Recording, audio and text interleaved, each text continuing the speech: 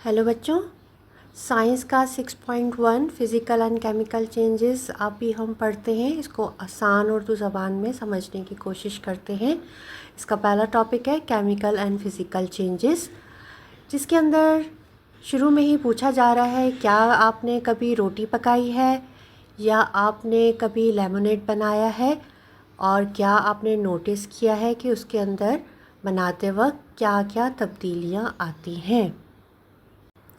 6.1 इस चैप्टर का मकसद है कि रोज़ाना की ज़िंदगी में मिसालें दे के केमिकल और फिज़िकल चेंजेस में फ़र्क जान सकें।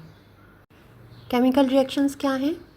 जब रोटियां पकती हैं तो आटे और पानी में मौजूद एटम जो होते हैं वो एक नई तरतीब पाते हैं और मुख्तलिफ़ तरीके से आपस में जुड़ जाते हैं और एक नई चीज़ बना देते हैं। यानी आटा और पानी मिलके रोटी बन जाती है, ये एक नई चीज़ बन जाती है। कोई भी तब्दीली जो कोई नई चीज़ बनाती है वो केमिकल रिएक्शन होता है।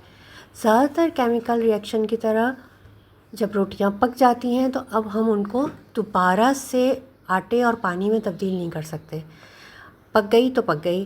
केमिकल रिएक्शन में जब तवानाई मुंतकिल हो गई, यानी कि जो रोटी पकाते हुए हुई, तो वो चूल्हे के ज़रिए या जलती हुई लकड़ी के ज़रिए खाने में मुंतकिल हो गई।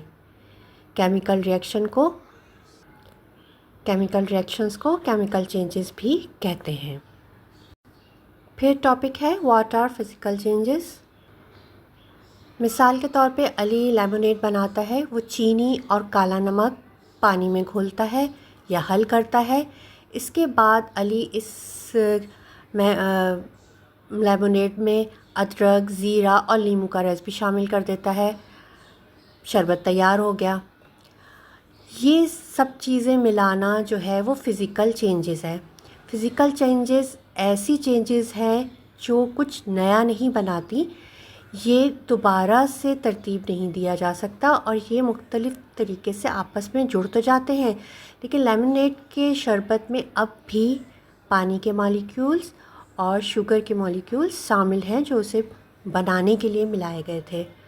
ज़्यादातर फ़िज़िकल चेंजेस चेंज की जा सकती हैं, लिहाजा आप वापस इनको उसी में तब्दील कर सकते हैं जहाँ से आपने इसको बनाना शुरू किया था। नेक्स्ट पेज पे आ जाते हैं, पेज नंबर 99। उसके ऊपर एक चार्ट बनाया गया है जो comparing chemical and physical changes के बारे में है।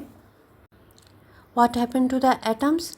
जब केमिकल चेंज होता है तो द एटम्स जो होते हैं वो रीअरेंज और जॉइंट हो जाते हैं एक साथ, और उसकी जो फिज़िकल चेंजेस है तो जो एटम्स होते हैं वो एक साथ जुड़ जाते हैं, उनके सेम पार्टिकल्स पहले भी और आखिर भी तब्दीली के बाद। और फिर इसके बाद पूछा जा रहा है कि आर दे रिवर्सिबल, क्या उनको दोबारा से तब्दील किया जा सकता है। तो उनके जो केमिकल चेंजेस है उसमें मोस्ट केमिकल को दोबारा से आसानी से रिवर्सिबल नहीं किया जा सकता, और जो उसकी फ़िज़िकल चेंज है उसमें most physical changes are easily reversible हो जाती हैं।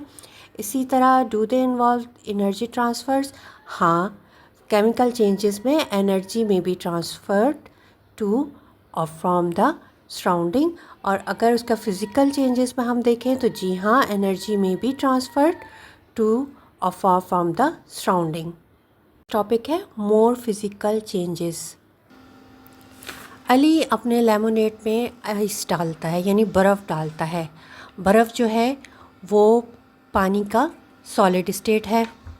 जब बर्फ़ पिघलती है तो मॉलिक्यूल्स खुद तब्दील नहीं होते, वो सिर्फ एक दूसरे के ऊपर फिसलते हुए घूमने लगते हैं। पिघलना उलटने वाला है। अगर आप फ्रीज़र में पानी डालते हैं तो ये बर्फ़ बनाने के लिए जम जाता है। इस हालत की तमाम तब्दीलियाँ, यानी कि पिघलना, जमना और बुखारात बनना, उबलना, गाढ़ा हो जाना, ये सब क्या है? ये फ़िज़िकल चेंजेस हैं। इसके बाद है which chemical reactions are useful. इसके अंदर हम देखेंगे कि केमिकल रिएक्शन किस किस तरह से हमारे लिए फ़ायदेमंद हैं। केमिकल रिएक्शंस बहुत सी मुफीद चीज़ें बनाते हैं, जैसे कि दवाएं, जैसे कि पैरासीटामॉल, कपड़े जैसा कि पॉलिएस्टर, बिल्डिंग मटेरियल्स जैसे कि शीशा, सीमेंट, इसी तरह टिश्यूज़ हमारी बॉडी में जैसे कि मसल्स हैं, बोन्स हैं, केमिकल रिएक्शंस एनर्जी को ट्रांसफ़र करते हैं हमारे सराउंडिंग्स में, जो कि हमारे लिए फ़ायदेमंद होती है। मिसाल के तौर पे गैस का जलना, लकड़ियों का जलना और अपना कोयलों पे खाना पकाना, बर्निंग पेट्रोल्स मेक्स कार्गो, यानी कि उस जब पेट्रोल जलेगा तो गाड़ी चलेगी। केमिकल रिएक्शन हमारी बॉडी को एनर्जी फ्राहम करते हैं, जो कि वाइटल बायोलॉजिकल प्रोसेस होता है।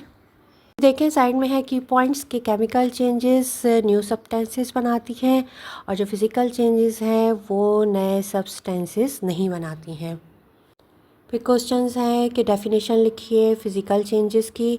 फिर सेकंड है कि 3 मिसालें दीजिए फ़िज़िकल चेंजेस की और 2 मिसालें दीजिए केमिकल चेंजेस की। तीसरा सवाल है कि useful things that are made in chemical changes, वो बताइए कि कौन कौन सी 3 चीज़ें आपके फ़ायदे की बनती हैं केमिकल चेंजेस के बारे में। फिर चौथा है कि compare chemical and physical changes, आप बताइए कि उस कंपेयर करें एक को दूसरे से, include 3 differences and 1 similarity. Okay बच्चों, आई होप कि आपको आसान अल्फाज में समझाया गया ये चैप्टर समझ आ जाएगा।